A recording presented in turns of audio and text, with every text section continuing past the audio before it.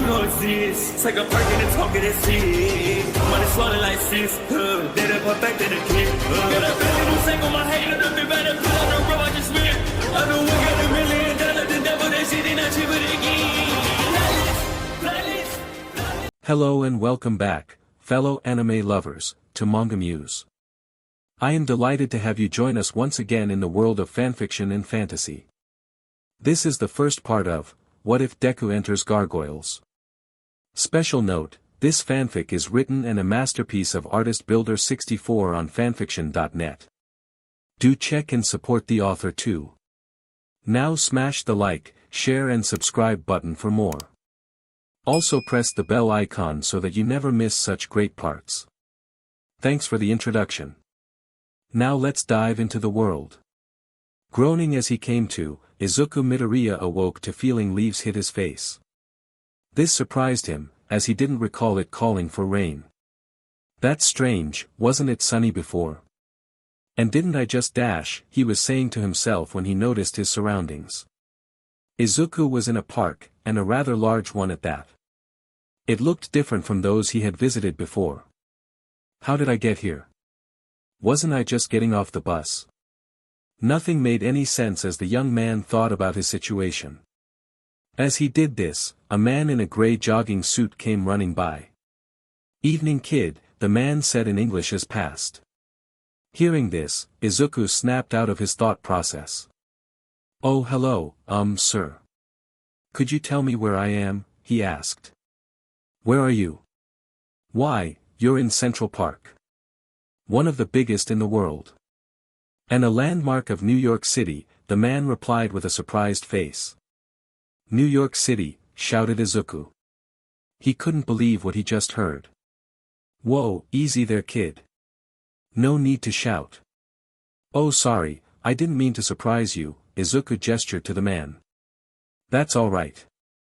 Listen, maybe you should go find your parents. I'm sure they're worried about you." Nodding to this, Izuku thanked the man for the information as he took off. "Oh man, how am I going to explain this to Mom or All Might?" Izuku wondered as he pulled out his phone. Bringing up his list of contacts, he decided to call All Might first. But instead of the call going through, all he heard was static. What the heck? Looking at his phone, he saw a tag that said, "No service available." That puzzled him as his mom had just paid the minutes for his phone. He tried to call again, but the same thing happened. So he tried another contact, but got the same result. Thinking that it might need to reboot, Izuku turned his phone off, then on again.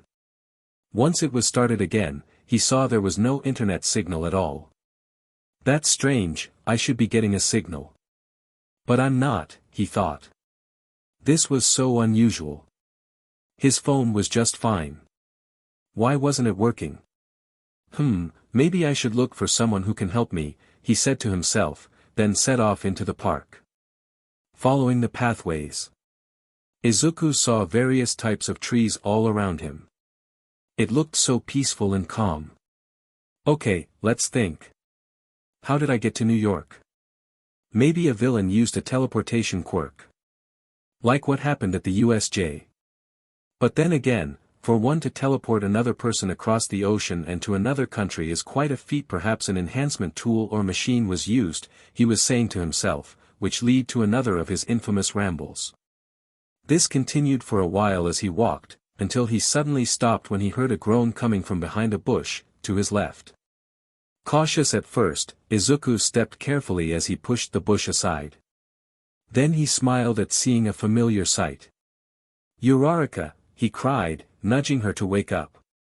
Izuku was happy to see her, but also curious as to how she was here in New York as well. "Ugh MMD Deku," the teenage girl asked as she awoke, and saw her best friend. "Yeah, it's me. I'm glad to see you're okay." "Why would you think that, and what are you doing here?" "Shouldn't you be with Dash," she was saying, but stopped when she noticed their surroundings. Deku, where are we?" "Well about that," he replied, then told her about what he learned from the jogger earlier. "What, we're in New York City?" she shouted in alarm. "Yes, but please keep your voice calm. And before you ask, I don't know how we got here. The last thing I remember was going to meet Kacchan and Todoroki. Then I found myself here. That would make sense.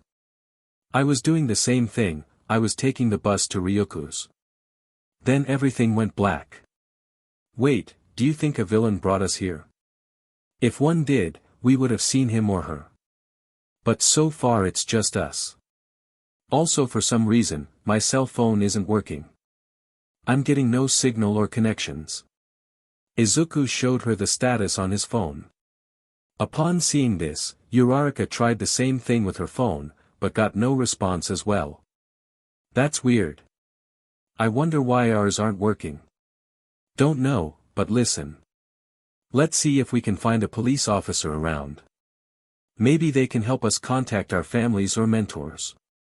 Nodding to this, Urarica followed Izuku as they continued to walk through the park. After 15 minutes, the two found the entrance to an underground subway station. Going down, they found a map of the city on the wall, which showed the different areas of the city. Okay, let's see, it looks like there's a police station several blocks away from here, Izuku said looking at the map. That's good, but how are we going to pay for our tickets? They don't accept the money we have, Urarica wondered. She's right, they have a different currency here in America. Which means we can't ride the subway, or take a taxi, he realized. I guess then, we're going to have to walk, he said, then took a picture of the map with his phone. A few people who saw this thought the phone was some sort of fancy camera. After this, the two left the entrance as they followed the map on the phone. They started by leaving the park, which took them a few blocks north. After walking for about 30 minutes, the two stopped to rest. How much further, Deku? I would say, about another 10 blocks to go, he replied, while looking at the map. Ugh, I wish someone would come along and help, Urarica stated sadly. Well, maybe we can be of service, a gruff voice said, which made the two turn around. Behind them stood 5 men, all dressed like thugs and holding a weapon. If you kids are lost, my friends and I can help you out, the leader of the group said, as he smiled at the two. Thanks, but we're okay, Urarica responded with a serious face. Oh, don't be like that, miss, we're great with kids. As they're easy to take from, one of the men added, as he pulled out a SWCH blade. Izuku glanced over at Urarica, who nodded to him. Then before the men could move, Izuku moved with fast speed as he punched each of the men, who groaned in surprise as they fell down to the ground. After this, the two teens took off away from the men, who got up and chased after them. Deku, where to now? Looking around, Izuku saw that they were in a regular neighborhood, and no one was around. But up ahead was an intersection that could lead them to safety. Let's go right, he yelled to her, to which they did and saw it lead to some stores and restaurants. All were closed, but there were some boxes and crates on the street, which Urarica touched as they ran by. This caused the boxes to float up above the men. Release, she shouted, which made the boxes come crashing down onto the men, causing various fruits and vegetables to land all over the place. The men who saw this were shocked as they tried to get up, but kept falling down as they tripped on the produce. Serves them right. Urarica stated in cheer, then followed Izuku as they got some distance from the thugs. Once they thought the two thought they were safe, both stopped to catch their breath. Man, I haven't run like this since our training for the license exam, panted Izuku, who looked ready to drop. Same here, but I think we lost them. She replied.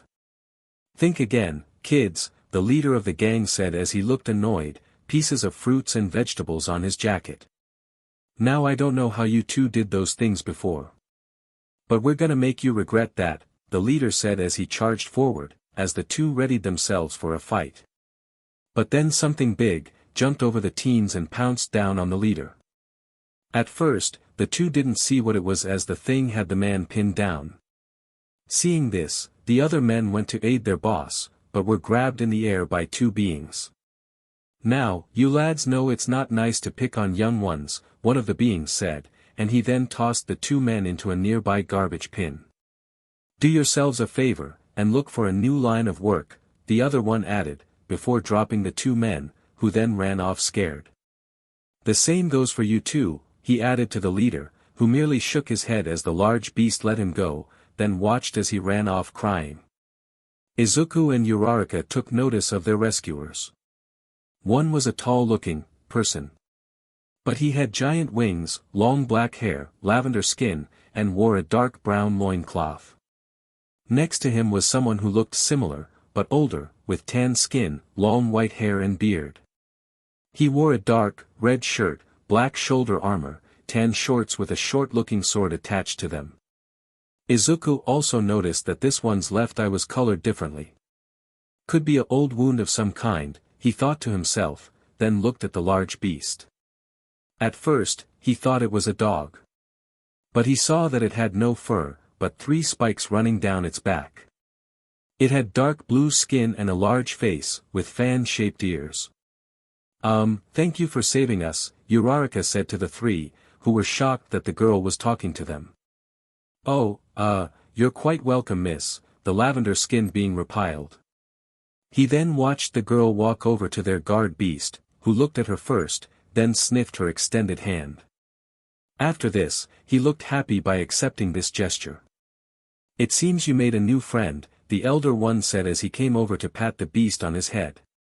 "Now that you two are safe, you should head home," the winged being said, as he was about to leave. "Wait, don't go.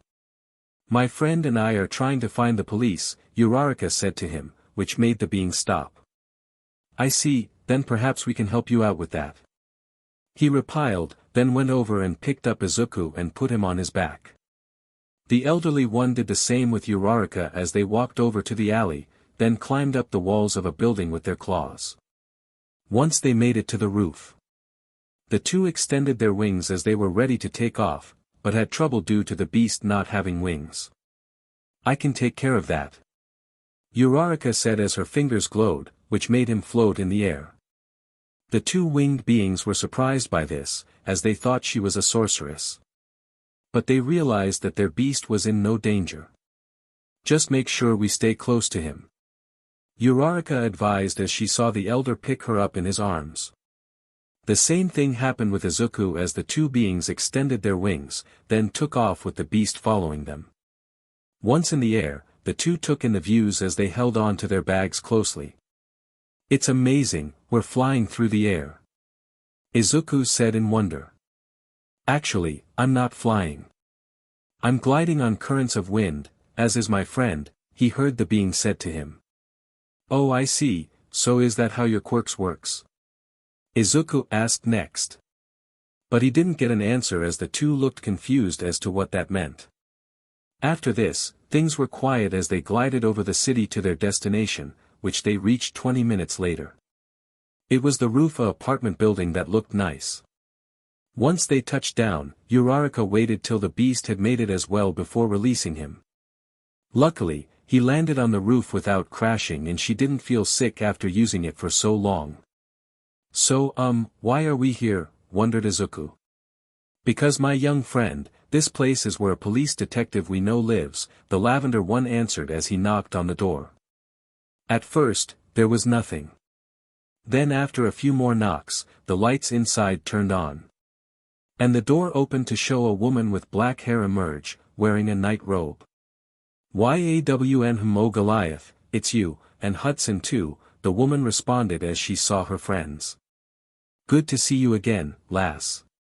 We're sorry to awaken you, but we have 2 young ones that need police help," the one called Hudson replied as he then gestured to the 2 teenagers. "I see. And I take it there's a story behind this," she asked, to which the 2 nodded yes to her. "Alright, why don't you kids come inside and make yourselves at home? I'll be in soon," the woman said to them. Nodding to this, Izuku and Urarica did so while the detective spoke with Goliath and Hudson for a bit. Then once they were done, the 2 grabbed the beast, then took off again. Heading back inside, the woman found the teens sitting at the small table. "So my, friends, told me about the thugs who chased you. And how you told them you were looking for the police." "Yes, miss, you see my friend and I are far from home. And we don't know how we got here, Izuku responded. I see. Tell you what, why don't I make us some tea? And you can tell me all about it. Of course, thank you, Urarica was saying, but stopped as she didn't know the detective's name. Oh right, I'm Elisa Maza. And you too would be? I'm Izukumidoriya, it's nice to meet you. I'm Ochako Urarica, thank you for helping us. The two said to her. Of course, now you two relax, while I get things ready, Elisa responded, as the two waited patiently.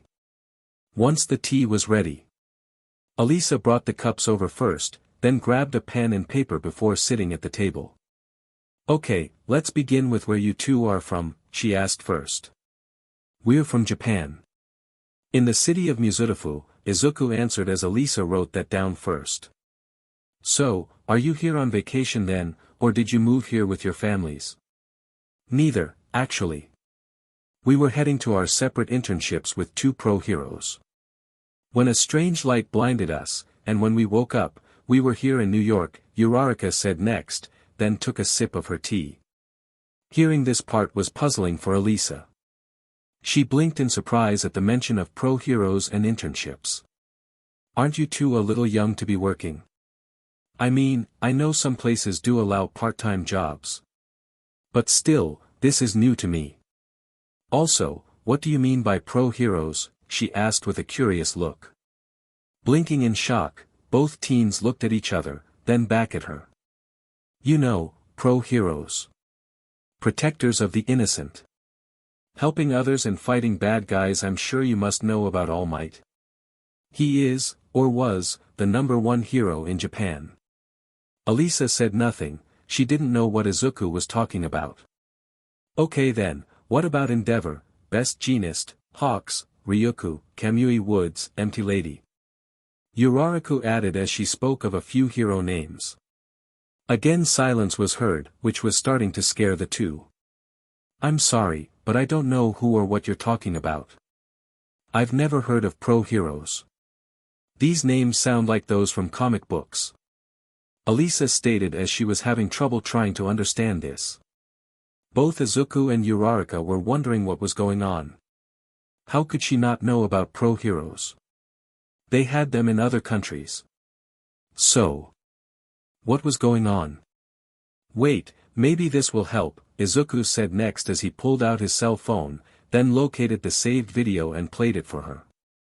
It showed a disaster scene with fire and smoke. There were cars turned over, and people were panicking. Then all of a sudden, someone pointed at a figure emerging from the fire. It was a massive man with blonde hair and huge muscles, wearing an American flag-themed outfit. And he was laughing while carrying a group of unconscious people. Fear not, citizens, help has arrived. Because I am here, the man stated with a grin. Looking at the video, Elisa first thought about how this man looked like a pro wrestler. But seeing him save those people made her think differently. Who was it, and what is that device you're holding? That man is called All Might. He's one of the greatest heroes in the world. Known by many as the symbol of peace. And the hero many look up to. Including myself and my friends, and this is a cell phone. Don't you have one? Izuku explained as he handed her the phone. Examining it, Elisa thought how it looked strange. She knew about cell phones, but they were blocky and used by businessmen or government agents. This type, however, looked like something from Star Trek. I've never seen one like this. Is it a new type from Japan? Elisa asked next. Actually, it's a few years old. My mom got it for me as a gift. And Urarica has her own, he stated as Urarica showed hers next. Okay, let's put that aside. I've never heard of this All Might you showed me. Look, kids, I don't know what you're talking about. What you're saying sounds impossible. But it's true, everyone knows about him. He's a teacher at our school and helped us with our quirk training, rebutted Urarica. What are quirks? Elisa asked next in confusion. What do you mean, what are quirks? Izuku said but did not receive an answer. I'll show you. Urarica took out a keychain from her pocket. After setting it on the desk, she placed one finger on it, making it float upwards. Elisa first moved her hands beneath the keychain to see if a wire was holding it. Or if it was magnetic. She was amazed and shocked at what she was seeing. This isn't a trick, detective. What you're seeing is my power. I can make things weightless just by touching them, explained Urarica as she said, release, which made the keychain drop onto the desk.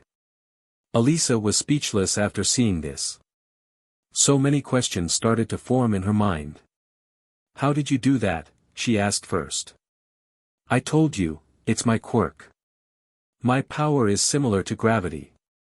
But if I use it too long, I will get sick and throw up. Upon hearing this, Elisa wrote down what Urarica said. She turned to Izuku next. And what is yours? Standing up before her, Izuku breathed slowly as he outstretched his hands, then called upon his power by 1%. Green lightning coursed around his body. What you see is my quirk, it's a strength enhancement type that allows me to move fast and attack with great force. And a few other things as well.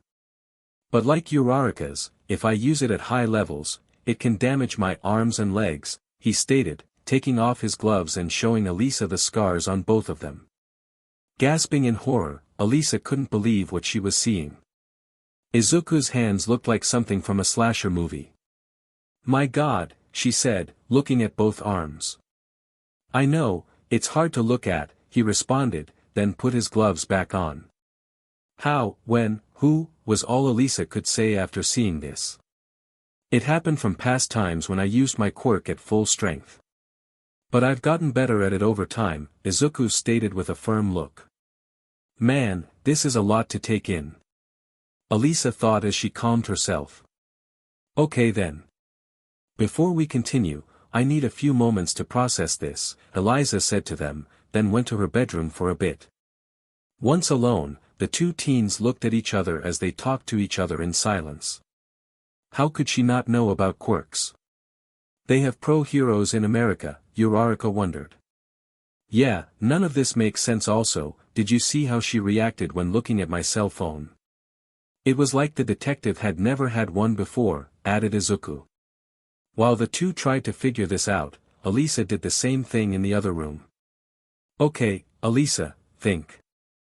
You just saw two teenagers do things that shouldn't be possible. And yet it did happen, she seriously thought to herself. And that phone of his. It was like a video camera, yet it was so thin and square-like. Something like that is way advanced and shouldn't be real.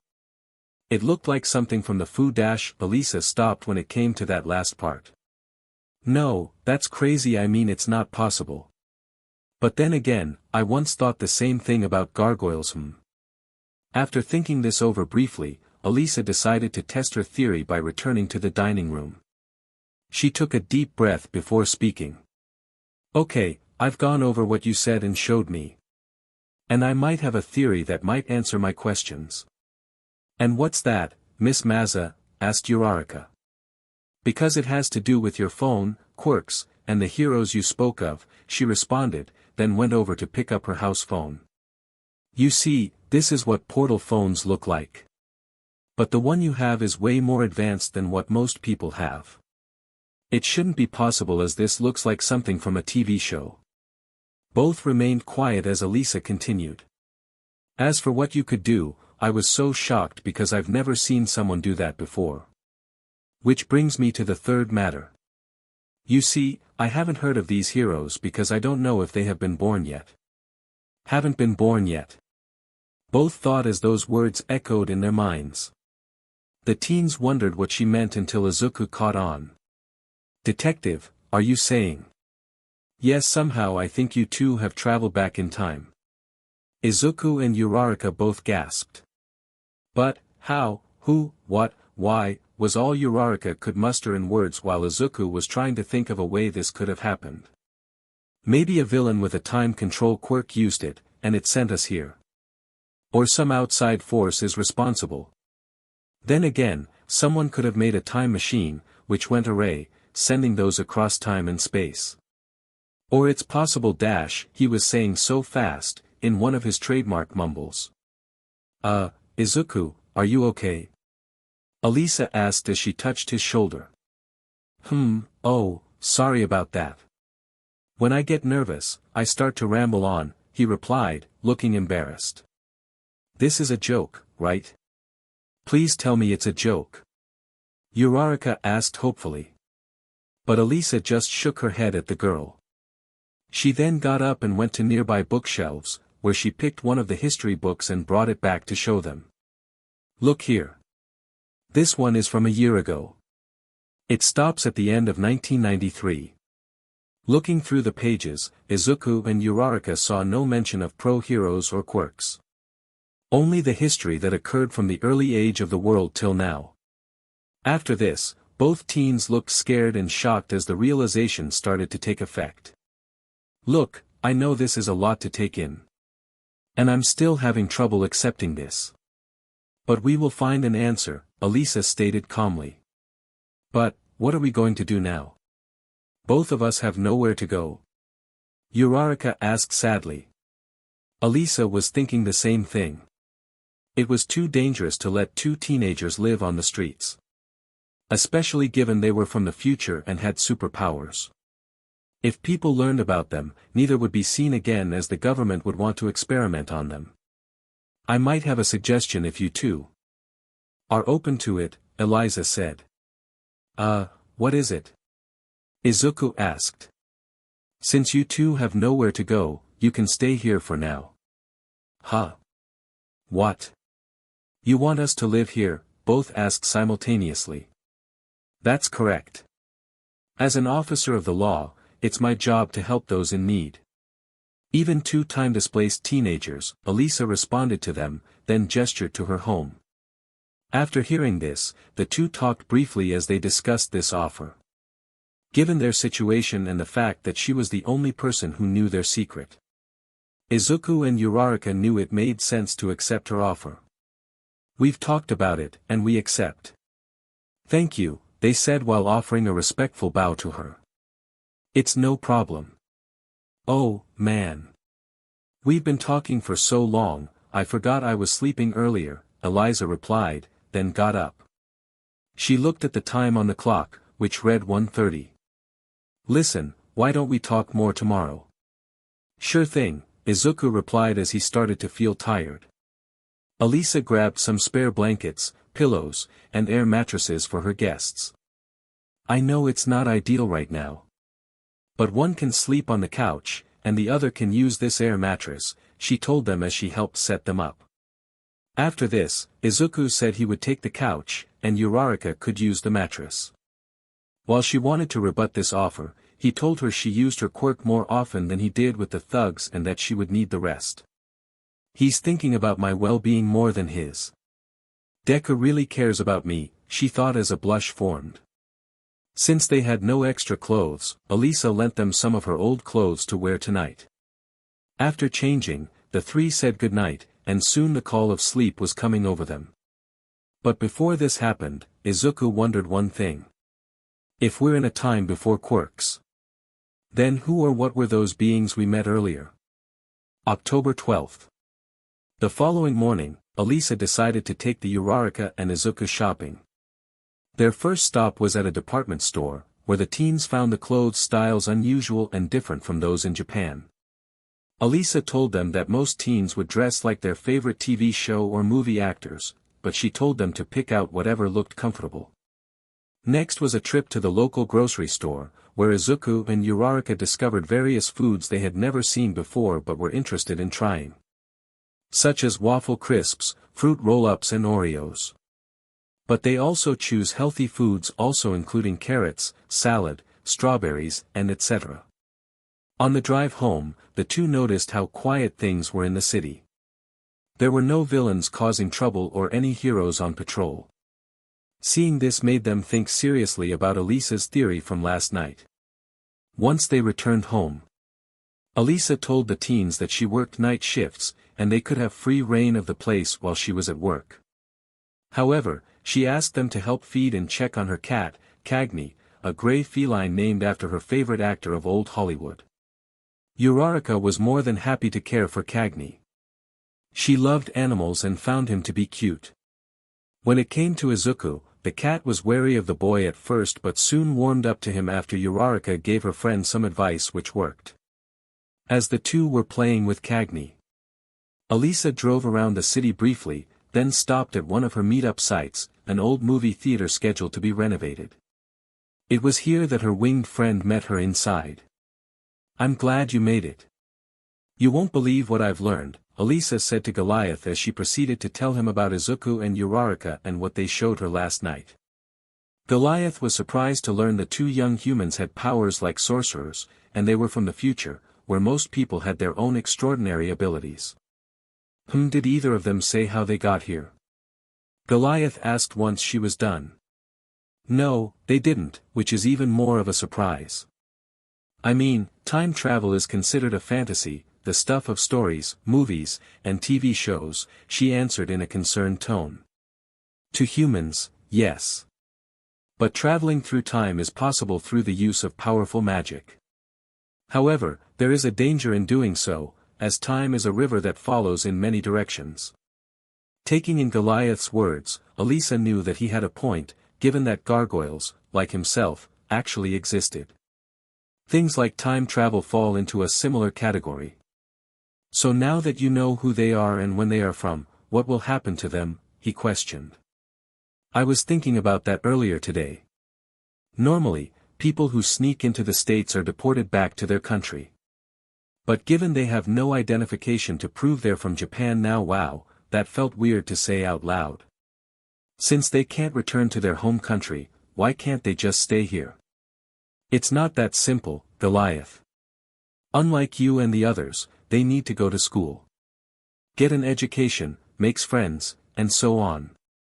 But they would need to become citizens first. Which will take time, unless Elisa's tone grew higher as she said this, then stopped. "Unless what? Why didn't I think of this before? My dad might be able to help. I can go see him first thing tomorrow.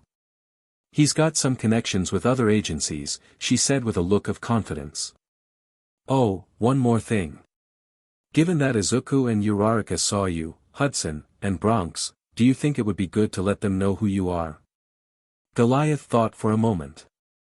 He knew this was a significant decision that affected not only him but the other members of his clan. "I'll need to talk with the others about this first," he replied. "I understand. I'm sure they'll get a kick out of this. Especially the trio," Elisa said to him. After this, she headed back on patrol while Goliath took to the sky and flew towards home. However, both were unaware that someone had seen them speaking to each other. Someone with red eyes. Elisa's apartment.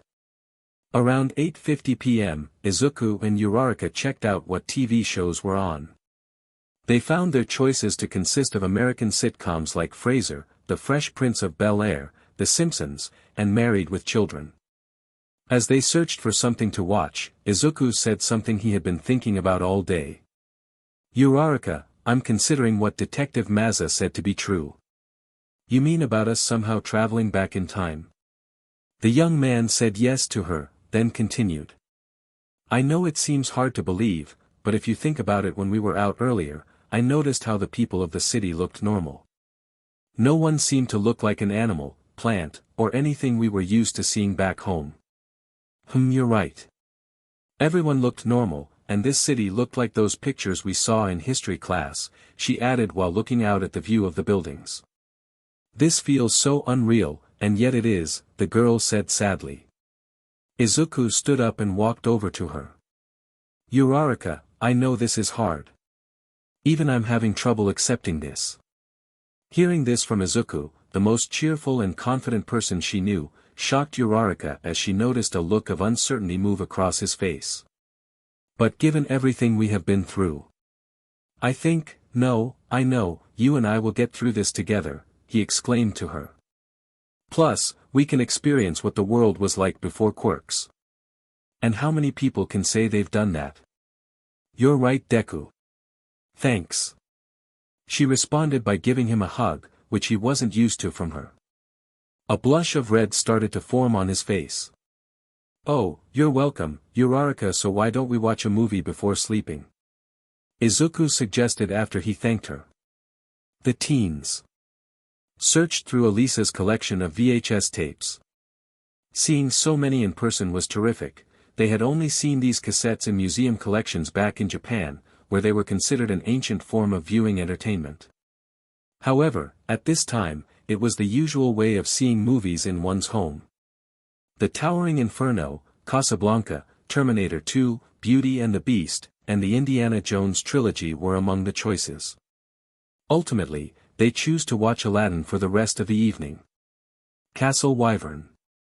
Gliding back to the tallest building in the city, Goliath saw the scaffolding and tarps around the areas that were damaged almost a week ago by Demona's rockets. Beneath them, the workers were repairing the damages during the day, as it was too dangerous at night. It worked for Goliath and his clan, as no one saw them. Landing in the courtyard, Goliath walked inside and began to search for the others.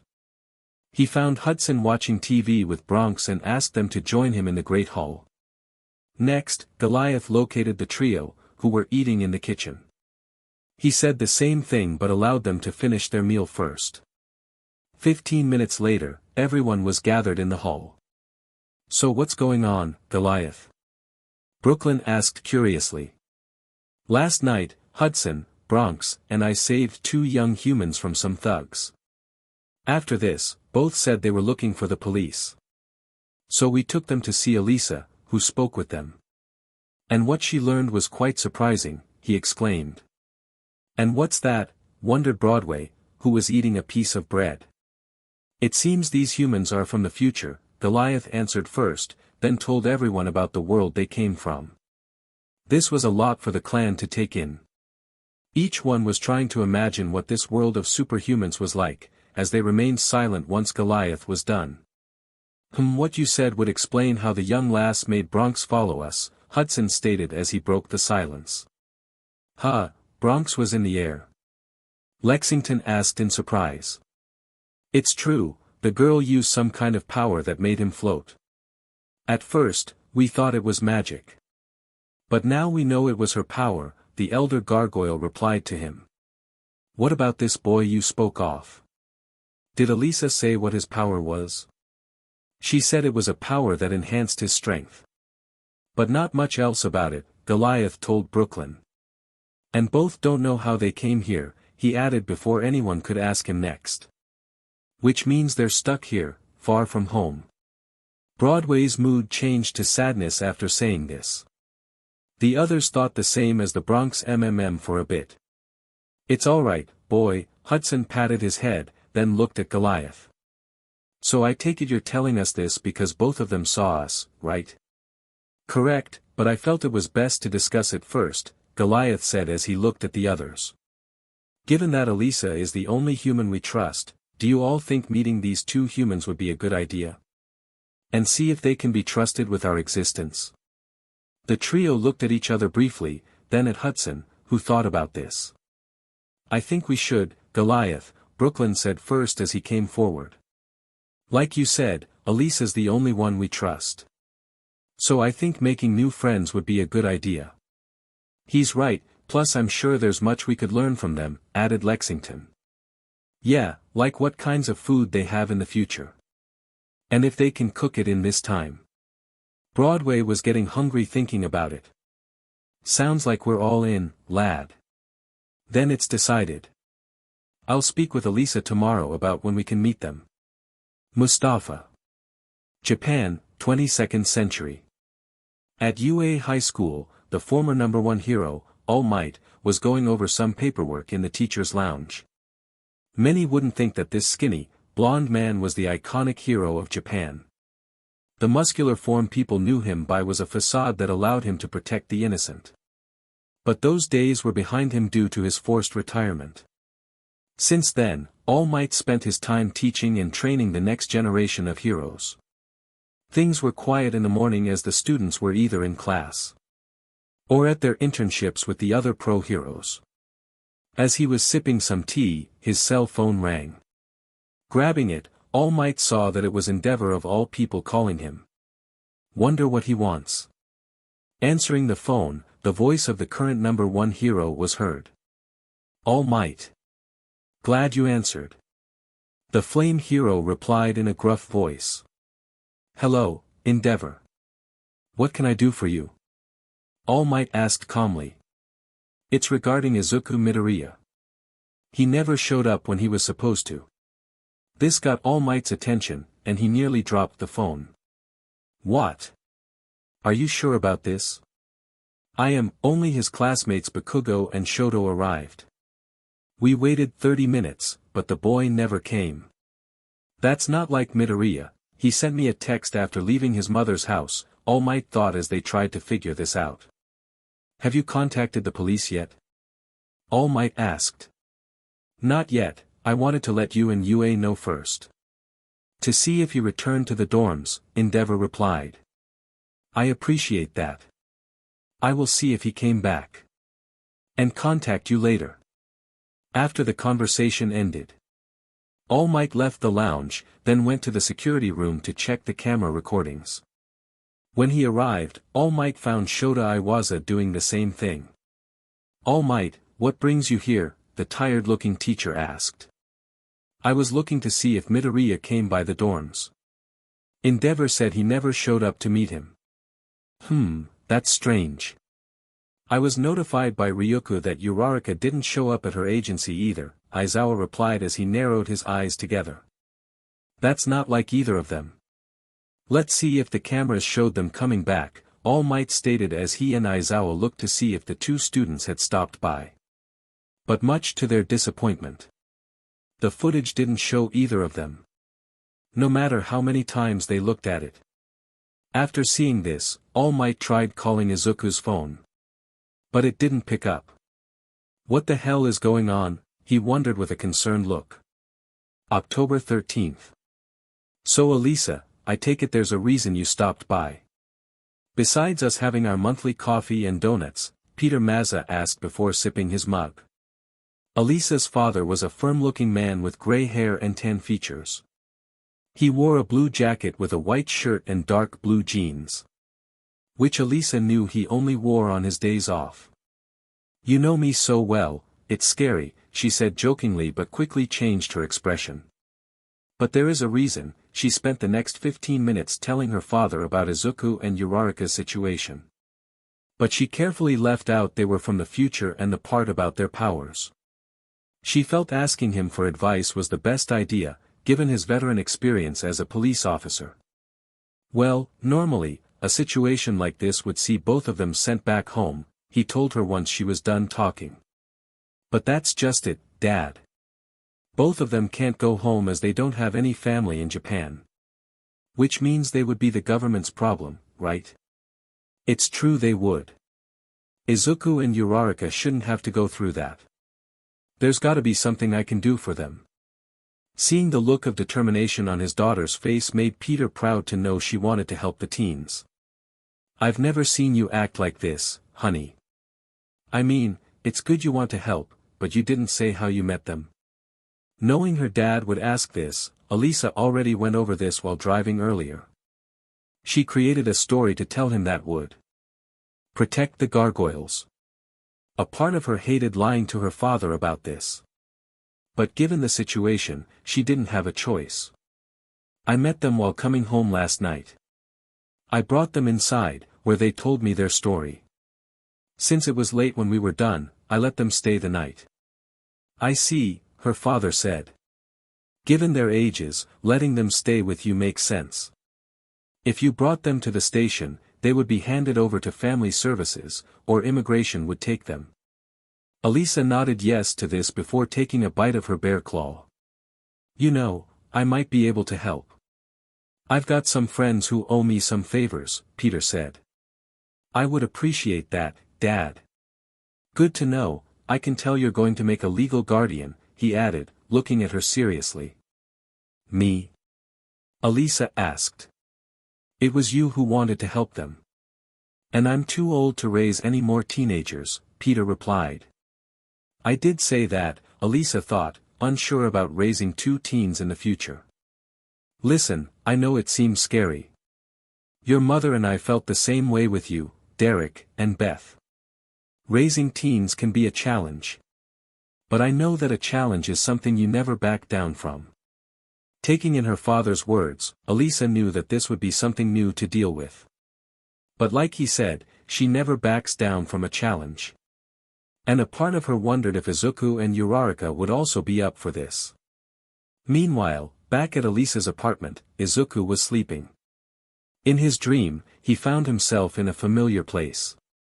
It was the world of the vestiges, which he had visited before, an island surrounded by stars. Midoriya, Midoriya. Can hear you me? Cried out a voice. Looking around, he saw no one there at first. But then he felt someone behind him. He turned around and saw the source of the voice. It was a tall woman wearing a dark, sleeveless bodysuit with a high collar, yellow gloves, white boots, and a matching short cape. Her hair was black and shoulder length. Blinking in surprise, Izuku couldn't believe who he saw. You're your All Might's teacher, he said in amazement. I was young Midoriya. And before you ask, yes, I know who you are. Along with the other former wielders of One for All, she replied seriously first, then smiled as she offered her hand to him. But I should introduce myself. I am Nana Shimura. It's nice to meet you, Izuku. Oh, same here, senpai, he replied, accepting her hand.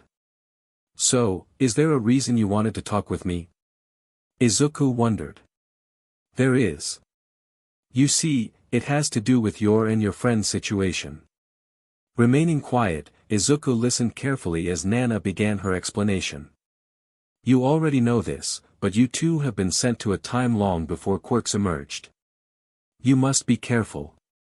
You shall be physically and mentally tested in ways you can't imagine, Nana said ominously. Izuku wondered what she meant by that. Don't be afraid, young Midoriya. For confronting fear is part of being a hero. A smile formed on his face after hearing this. I appreciate you saying that.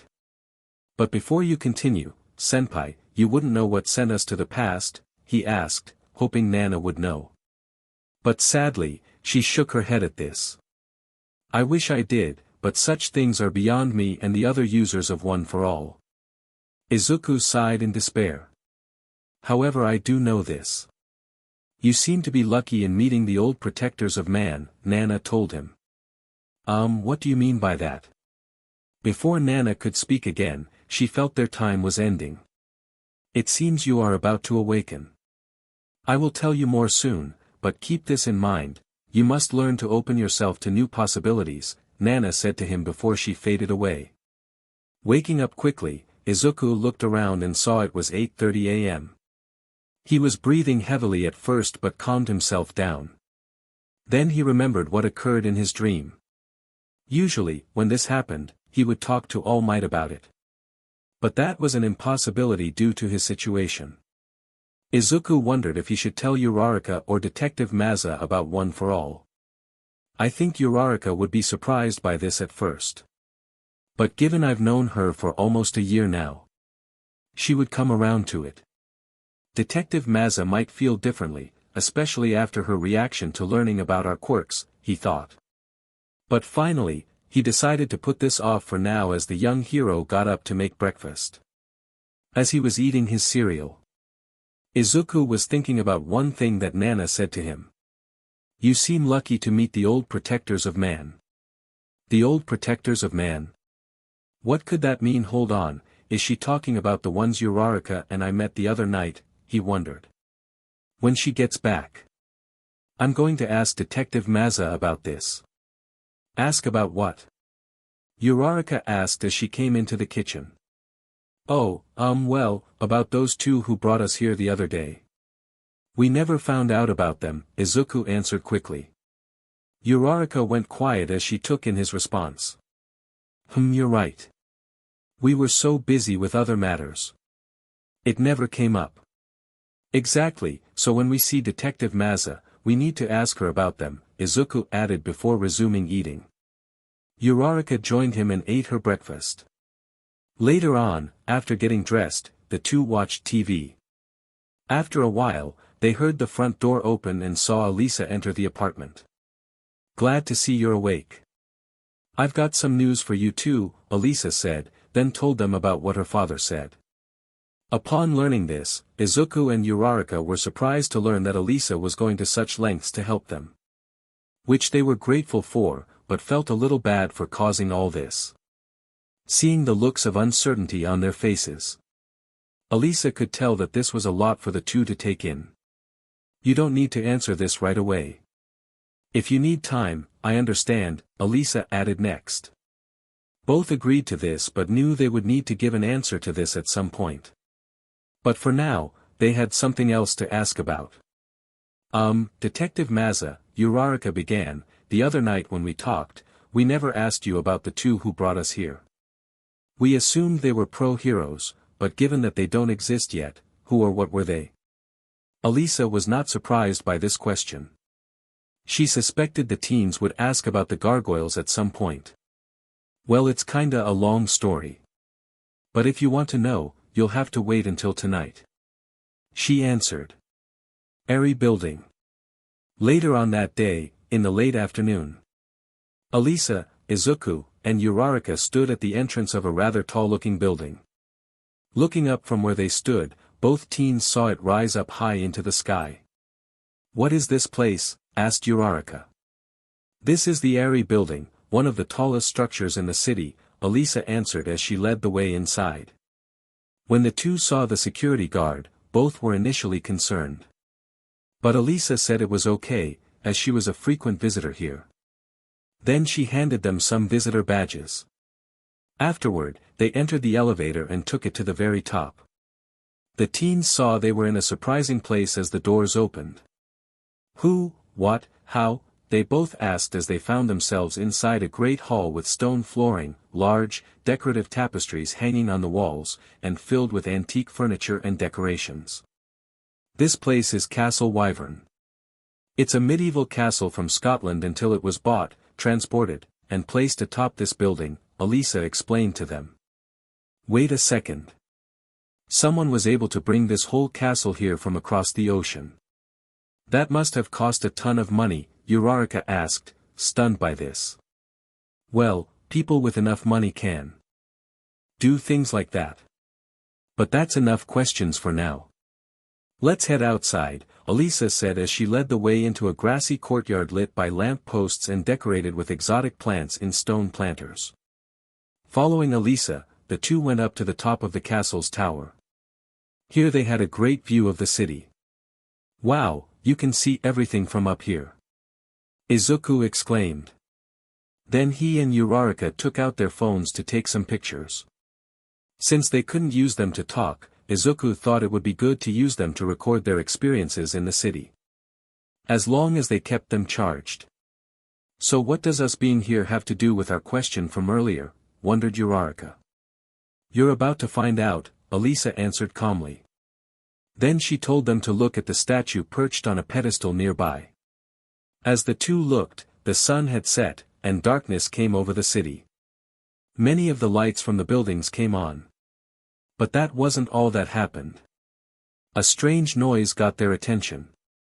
The sound of rock cracking came from the statue as numerous lines snaked their way all over the stone surface. Then they saw the stone break off as the statue moved. A shadowy figure stood up and roared loudly as its entire body spread out. Izuku and Urarica were absolutely stunned at what they had just seen. This reminded them of their encounter in the wild Pussycat's forest, where they faced living earth creatures. But this one was different, as it was flesh and blood. As the beast turned to face Elisa, the teens realized who this one was. It was the being they met the other night. "Izuku, Urarica. I would like you to formally meet my friend, Goliath," said Elisa as she introduced them. It's nice to finally meet." Probably, Izuku said nervously as he shook Goliath's large hand. "Thank you. I'm sure this must surprise you both," replied Goliath as he looked at the two. "You could say that. It's not often we see a statue come to life, Urarica added. I'm not a statue, replied Goliath. What you witnessed was how I and my kind awakened from our slumber. Hearing this made the two blink in silence. Did you say how your kind awakens? Urarica asked. That's a correct young one. For you see, I'm not a human like you and Elisa. I'm a member of an ancient race that has become forgotten by the world. And what is your race called? Izuku wondered. Who saw Goliath smile at first, then answered. We are gargoyles. Gargoyles how, what? Asked Urarica, who was dumbfounded by this. Izuku felt the same, he was curious about this revelation. Your questions shall be answered, but it would be best if you meet the others first, Goliath told the two, then led the way back into the castle with the three humans following him. Minutes later, they arrived at a large library with 3 levels. Each one was filled with various types of books, most of which were first editions hardcovers. The teens had never seen so many books in one place before. Wow, and I thought the one at school was big. Urarica said in awe as she looked around. Are these books yours? Izuku asked Goliath, who shook his head at this. No, these books belong to the building's owner, Elisa answered. This irked Goliath a bit. Izuku and Urarica wondered why but said nothing as they took a seat at a large circular table in the center of the room. Things then became quiet for a bit, until the 4 heard some new voices nearby. You sure it's a good idea for him to bring that to the library? Someone asked concernedly. It's munch only a sandwich, Brooklyn, said another voice, while chewing with its mouth open. Yes, but you added 6 kinds of meat and barbecue sauce on it said the first voice. But he did put it on a plate, instead of carrying it like his other meals, replied a third voice. Before long, 5 new beings entered the room. They were the other gargoyles. Izuku and Urarica recognized 2 of them from the other night but were unfamiliar with the other 3. The first was tall with red skin, a dragon-like face, and a mane of long white hair. Next to him was a big one with teal skin, and 3 horns on his head. The third was the smallest of the group. He had olive-colored skin and was unlike the other gargoyles. His wings were attached to his arms and legs and connected by a rib extension. Each one wore a loincloth that was a different size and color. So, these are the others you wanted us to meet, guessed Izuku, to which Goliath nodded yes to him. They are, and now's time we introduce ourselves. I'm called Hudson and this one is Bronx, the oldest gargoyle said first as he came over to the table. It's nice to meet you, sir. I'm Ochako Urarica, she replied with a smile, then bent down to pet Bronx's head, who smiled happily at this. Bronx has taken a liking to you, lass. I can tell he's very friendly, added Urarica, as she liked animals of all kinds. And what would your name be, lad? Asked Hudson as he looked at the young man. Oh, I'm izukumidoriya, he answered, then went over to greet Bronx, who turned to sniff the young man. And accepted him as he allowed Izuku to pet his head. After this, the trio of younger gargoyles introduced themselves next as they came over. I'm Brooklyn, the red one said. Name's Broadway, want a bite? The big teal one asked, but both declined his offer. I'm Lexington, good to meet you both. Thanks, it's not every day that we meet living gargoyles, Urarica said to Lexington, then asked another question. Speaking of which, how are you all? Well, alive if you don't me asking. That's quite alright, we thought you might ask us about this, Goliath answered as he got their attention and began his explanation. We are members of a race that live a nocturnal life, CYCL, who sleep during the day by turning to stone, and then come alive at night, until the sun rises again. The teens thought back to when they saw Goliath awaken earlier. So that explains it, they thought at the same time. That's interesting. But how did you meet them, and where did they come from? Izuku wondered as he looked at Elisa. Well, I met these guys while investigating the castle after a disturbance occurred, Elisa answered first, then told them she would explain more about this disturbance later. And as for how we came here, I shall tell you. It all began long ago in Scotland, Goliath said next as he took over. Our clan originally lived on cliffs that overlooked the ocean. We hunted the fish from the sea and the animals from the forest nearby. Then one day, humans came and built this castle atop the cliffs. When they learned of us, we allied to protect the king and his family that ruled there for many years. By the time the king's daughter, Princess Catherine, ruled the castle, things changed for us. One day groups of Vikings attacked the castle. But they did so right as we awakened, which led us to repel them and send the cowards running away. Imaging these events in their minds, Izuku and Urarica thought of how this battle reminded them of the one from the second Lord of the Rings film. But didn't say anything about this as they continued to listen. But their leader had sworn to return, so Hudson and I went after them while the others stayed behind to protect the castle. Did you find them? Izuku asked. We thought we did, but they were decoys leading us away from the castle. By the time we realized this, the sun had risen, and we turned to stone, Goliath answered grimly. Picking up on this, the teens knew that the next part was going to be dark. When we awakened and returned to the castle, it was in flames. The Vikings had attacked it during the day and killed the other members of the clan by smashing them to pieces. Looks of shock and horror fell upon the faces of the two teens as they heard this. That's horrible, Urarica stated sadly. If they were away when this happened, then how did you four survive? Izuku asked. We were down in the rookery, a place beneath the castle where the gargoyle eggs were kept. The four of us got sent there after causing trouble the night before, Broadway answered as he recalled what happened. After we found them, we went to save the humans taken by the Vikings and to exact revenge on them, Goliath said next, which surprised Izuku and Urarica by hearing this dark response. That kind of talk sounded like something a villain would say. But for Izuku, it reminded him of what his friend Ida tried to do in Hosu when he went after the hero killer, staying for what happened to his older brother. Upon finding the Vikings' camp, we five fought and scared off the soldiers. But their leader escaped, so Goliath went after him, said Lexington. And what did you do when you found him? Izuku wondered as he was both curious and scared to learn the outcome. I discovered that the princess was his hostage. And also, that the captain of the guard, the only human my clan and I trusted back then, had betrayed us, he responded angrily.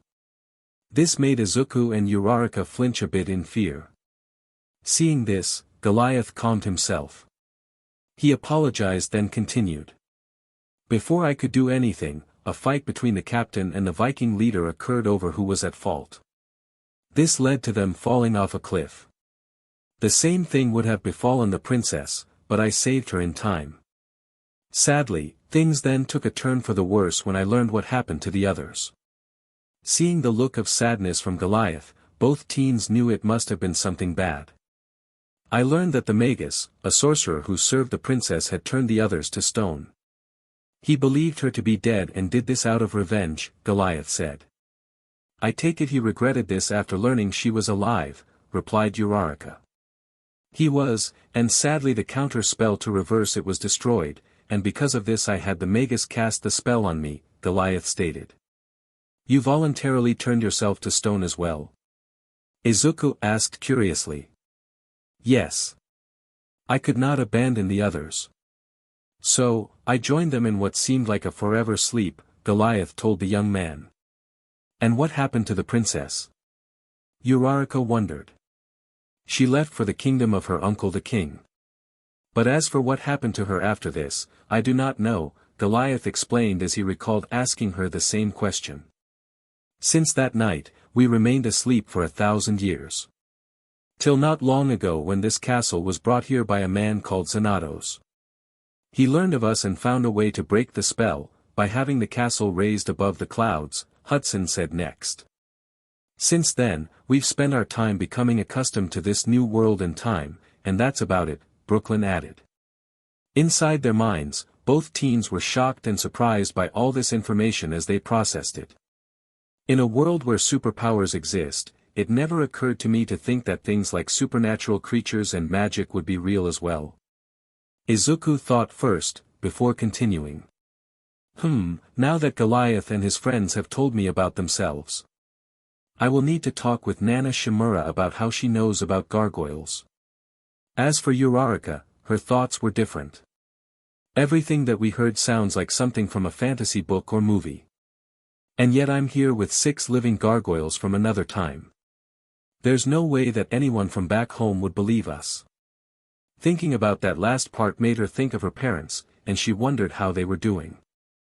I wonder if they know I'm gone now. Urarica, are you okay? Izuku asked as she went quiet for a bit.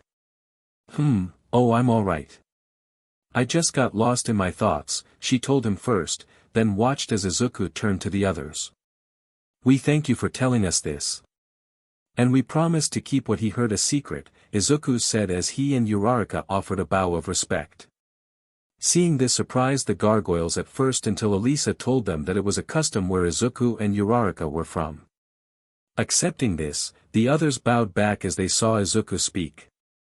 Since you've told us about yourselves, we would like to tell you about ourselves, Izuku was saying but stopped when his stomach growled loudly.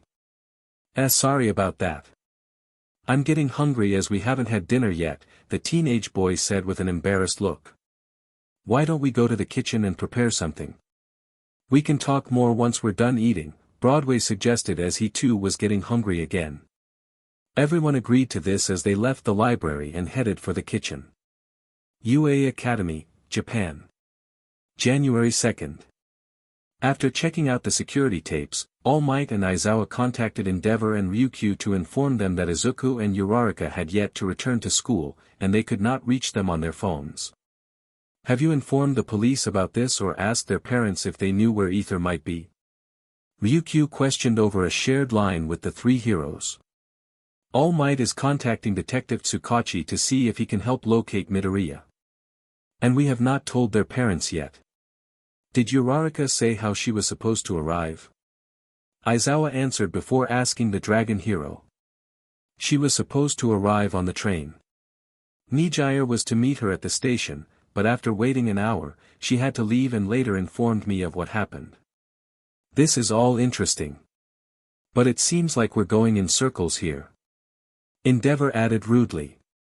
Until the police have something we can go on, there's nothing we can do, and informing either of their parents will only cause them to worry. While both Aizawa and Ryukyu didn't like the Flame Hero's tone, he did have a point. They agreed to keep it among themselves for now. Keep me informed of anything recent, said Endeavor. We will. If Todoroki or Bakugou ask about Midoriya, say he's unwell with a cold, Aizawa told Endeavor. Ryukyu said she would say the same thing about Urarica to her friends. Once the call ended, Aizawa sighed quietly and made some tea to calm down. While waiting for the drink to cool, All Might joined him after he finished his call with the detective. So, what did Tsukachi say? Aizawa asked. He's going to get in touch with the transportation department first. Until then, we wait, All Might stated as he was given some of Aizawa's tea. I think we should inform the other teachers and Principal Nizu once they return, Aizawa suggested. All Might agreed with him. Then he drank his tea while thinking about his protégé. Young Midoriya, I hope you are safe wherever you are. October 14-17th. New York City. 3 days had passed since the meeting between the young heroes and the gargoyles. Since that night, Izuku and Urarica had gotten to know their friends and vice versa. The first step occurred during dinner at the castle the night of the meeting, when both teens told the gargoyles and Elisa about the future. They began by telling them how quirks first appeared but were careful not to say which day it happened so as not to change the future. After this, they spoke of the rise of heroes and villains. Some heroes included All Might, Ryukyu, Kamui Woods, Empty Lady, Gunhead, Fat Gum, etc. Once they were done, Elisa asked the 2 teens about their families. She learned that Urarica's parents owned a construction company. And that she wanted to help them financially by becoming a hero and making money. I wonder how heroes make in the future. Elisa wondered. When it came to Izuku, he spoke of living with his mother Inko Midoriya. His father, Hisashi worked abroad and wasn't home as much. He would talk to him occasionally but hadn't done so recently. This surprised Urarica as this was the first time she heard Midoriya talk about his home life. Poor Deku, being unable to see his dad must be hard. I know how that is, the brunette thought sadly. Elisa thought the same thing and might need to talk to Izuku about this later. However, she changed the subject as they continued to eat and talk for a bit. Afterward, the Gargoyles said goodbye to the teens as they headed out on patrol, while the three humans returned home after an exciting and eventful night. Since then, Izuku and Urarica spent the next 3 days going with Elisa to the courthouse, where the teens meet Elisa's father Peter, who told them what the process would be, how long it would take, and what the teens had to do. Which was them signing the correct forms, as did Elisa. Then the time came when both teens went to the courthouse. Answered every question they were asked. As did Elisa, following these proceedings. It was ultimately decided to have Izuku and Urarica be placed under Elisa's care. Both teens had to go through the naturalization process, which led them to receive certificates of citizenship at the end of the process. Izuku and Urarica were glad to know their new lives in America were about to begin. But little did they know that someone had taken notice of this as well, and had been making a report of it in secret. October 18th. Manhattan Detention Center. Owen Burnett waited patiently inside the visitor's room as he heard the guard arrive with his boss, David Sonatos. You get 30 minutes, the guard said to the two as he released Sonatos from his HNDCFFS, then went to stand nearby. Sitting across from each other at the table, Sonatos saw that Owen had a briefcase with him, which made him wonder if this was about legal matters. Not that it's not good to see you, Owen, but I thought my sentencing date wasn't due until the end of the month. It still is, Mr. Sonatos, but that's not what this visit is about, Owen replied calmly as he opened the briefcase on the table. Recently, Detective Maza brought 2 teenagers to the castle, where they were introduced to your house guests, Owen said as he handed Sonatos photos taken from the cameras, which showed a young man and girl talking with the Gargoyles. Interesting. Do you happen to know who these 2 are? Asked Sonatos after putting the pictures down. The guard in the lobby said the boy is Izukumidoriya, and the girl is Ochako Urarica. Do you know how they found out about my house guests? Asked Sonatos. No, but they all seem to be getting along. Also, I learned they are staying with Detective Maza, replied Owen. This intrigued Sonatos. He wondered why 2 teenagers would be living with Detective Maza. Hopefully, in time, he would find out. But for now, the man would wait. Should I tell the guard not to allow them to visit the building anymore? Asked Owen. No, let them enjoy their time with my house guests. Besides, judging from these photos, we might be seeing 2 new players about to enter the game, Sonatos answered as he looked at the photo of 2 of the Gargoyles with the boy and girl. October 19th. Elisa's apartment. Since he met the Gargoyles, Izuku had hoped to speak with Nana Shimura again. But this didn't happen for 5 nights. On the 6th night, he found himself standing before her in his dreams, in which Izuku told Nana what he learned. Once he was done, Izuku asked Nana how she knew about them. When I was a child, I visited my grandparents in Ishimura. They told me stories of how Gargoyles lived at a nearby castle long ago and would protect the villagers in the town nearby, Nana told Izuku. If they lived there, why don't people know about them in Japan? Or the world, for that matter? This would have been huge news, the young man wondered. I wish I had the answer. But I don't know Midoriya. However, for now, you should enjoy your time with Goliath's clan, she told him. I will, senpai. So, given my situation, do you think it would be a good idea to tell Urarica, Detective Maza, or Goliath about One for All? Izuku asked next. Silence followed after he said this. I know this is a big secret to keep, given the nature of One for All's power. But since All Might is not here to talk about this, it would help if you told one of these 3 about it, Nana said. I can see why you want to tell them. It does help to talk about it. I did the same thing with Gran Torino. However, this decision is up to you alone, Nana told Izuku. Especially that cute brunette you like, she added, making Izuku blush. I what? Oh no, you got the wrong, Izuku stammered. Oh, don't deny it, Midoriya. You like Urarica, and it's obvious she likes you, Nana said. Taking in her words, Izuku remembered his encounters with Urarica, most of which were good and some awkward for strange reasons he didn't understand then. But now he started to think it was because Urarica liked him. And he might feel the same for her. Take it from me, if you feel something for a special person, you should tell them about this. Otherwise, you may regret it later on, Nana added thoughtfully. I will think about senpai, he told her, then talked about some other matters until he woke up. October 20th. Castle Wyvern. As both were far from home, Izuku and Urarica agreed they had to keep up their training. So, both were permitted to train in the castle gym.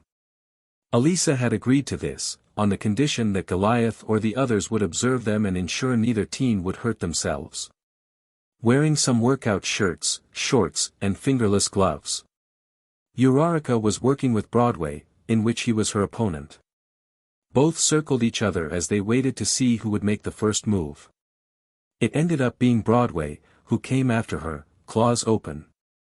Seeing this, Urarica moved to his left side, turned around quickly, and struck his backside with a hard punch.